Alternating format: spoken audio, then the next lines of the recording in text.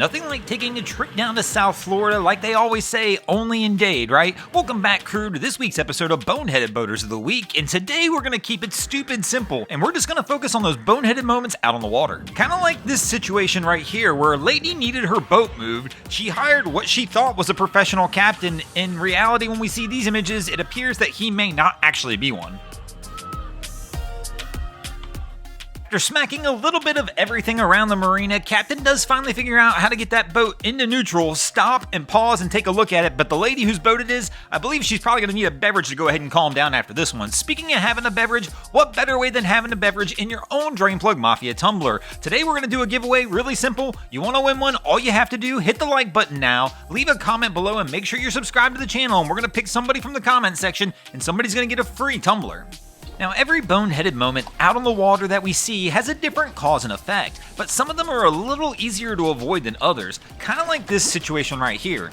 As a boater, this is the easiest boneheaded move to avoid. All you have to do is idle your way through the no-wake zone. There's never a reason to go ahead and speed up, get the boat on plane. When there's a bunch of other boats docked around, you're just going to cause damage, and as many of you know, you're responsible for the damage your wake causes. Now, some other boneheaded moments we'll see out on the water are a little harder to avoid and a whole lot more embarrassing because they're typically accidents.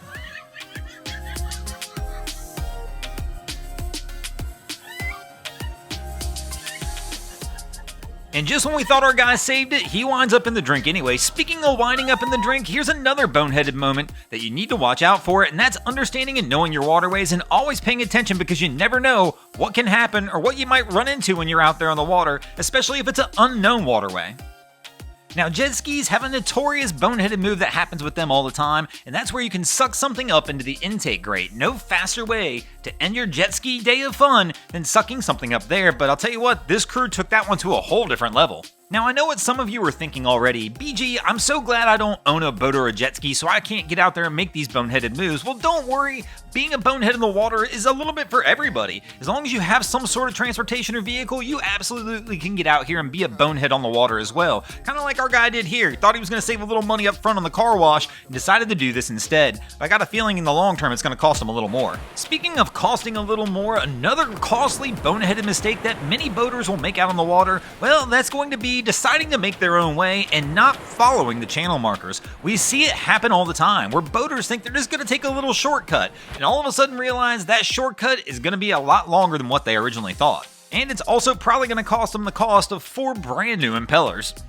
Now, another very common boneheaded mistake we see boaters make is not wearing the safety kill switch lanyard. It's absolutely astonishing how many boaters get out there on the water with a vessel that's equipped with one and don't put it on. And I promise all it takes is one time, something to go wrong while you're out there on the water and you don't have it on, you're probably going to regret it for some time to come. Speaking of regrets, some people live their life by that motto, no regrets, kind of like this boater right here. You can definitely tell he's living that lifestyle, doing exactly what he wants to do when he wants to do it with no regrets. Now, don't get me wrong, there's some other boaters in this scene who do have regrets, like the crew that decided to dock on this dock right now as his wake's about to come through and destroy their boats.